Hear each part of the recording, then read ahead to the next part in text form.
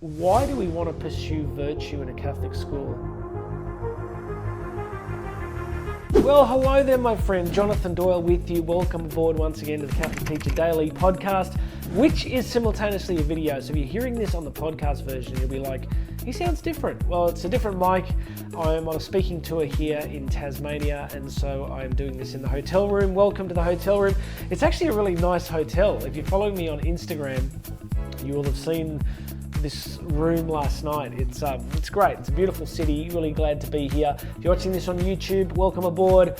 Friends, please make sure you're subscribed. Everything else you need to know about me, there will be links here somewhere. Today, here in the great city of Hobart, I've had the pleasure of working for the Catholic Education Office with their senior leadership team, working on the concept of virtues-based leadership. So if you're a Catholic teacher or a Catholic leader, this really short message can be helpful to you.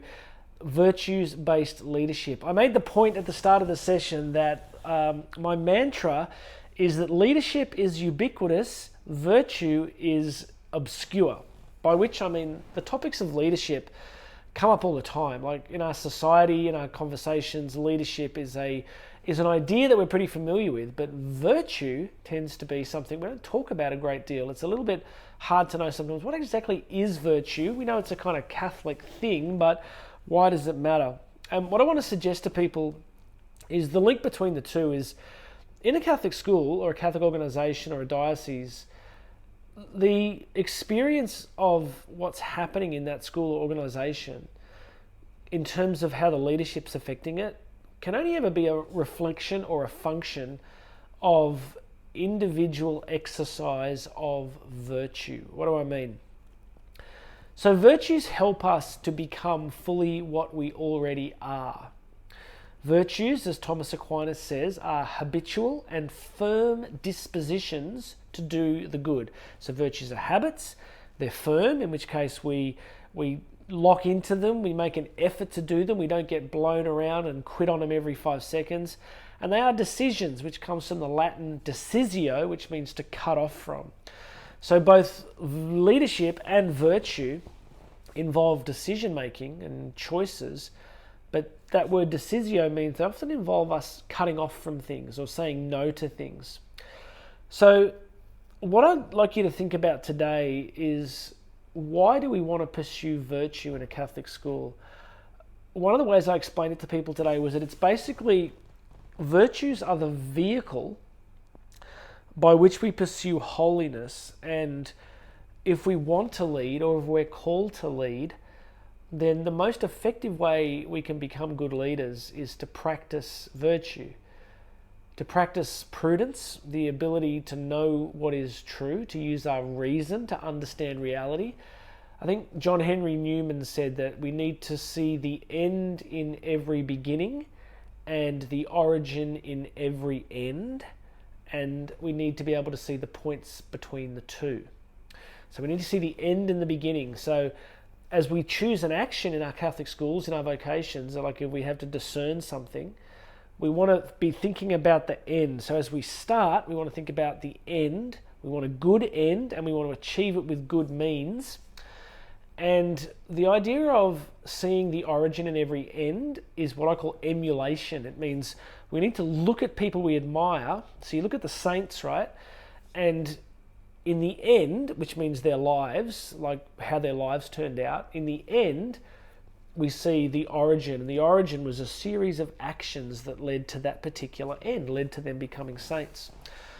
So we've got prudence, we've got justice, the ability to give to each other what is due to us because of what we are. That's what justice is. So that would give us a school community where people would treat each other in very specific ways because they have a biblical, Catholic, anthropological understanding of what it means to be human.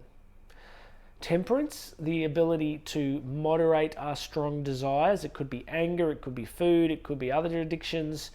But I said to the audience today that the thing I really try to help people understand about temperance is on the other side of temperance is the most awesome freedom.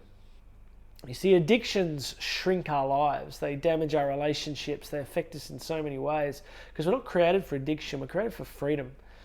So once we get temperance, once we learn with the help of the Holy Spirit to moderate our appetites, we end up with a freedom that's pretty extraordinary. And the last one, of course, is fortitude, which is courage.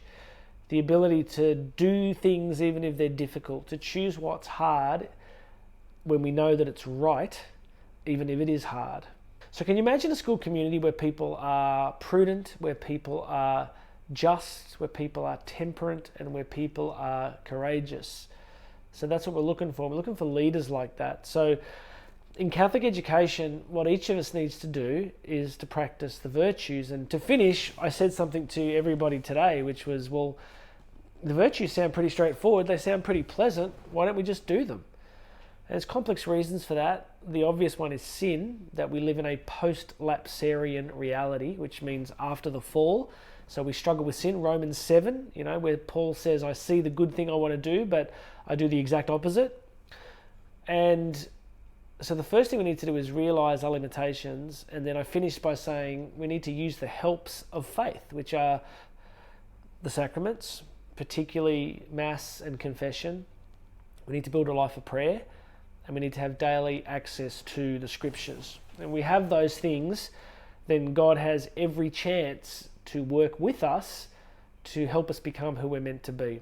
And I finished by saying what I said to everybody today, which was St. Augustine had this fantastic quote where he said, "He who made you without your cooperation will not save you without your cooperation." You see, my friend, you never got a vote in whether or not you wanted to exist. But God does give you a vote about whether or not you want to be saved. God respects our free will. He respects our freedom. But I've got to a point where very much in my life, I don't want to do this race alone. I want the help of grace to live as virtuously as possible so I can become what He wants me to become for others. Not just because it's like some personal project, but because I'm deeply convinced that as we grow in virtue, we experience freedom, we experience greater happiness in life, and we're better at loving the people around us. I think that's really true. So there's some thoughts for you on what I'm doing here in Tasmania at the moment. If you'd like me to come and speak in your diocese, your school, about some of these issues around leadership and virtues formation, Catholic identity, please check out the website, jonathandoyle.co. There will be links here somewhere. But for now, God bless you, my friend. This has been the Daily Message for Catholic Educators with Jonathan Doyle, and you and I are going to talk again tomorrow.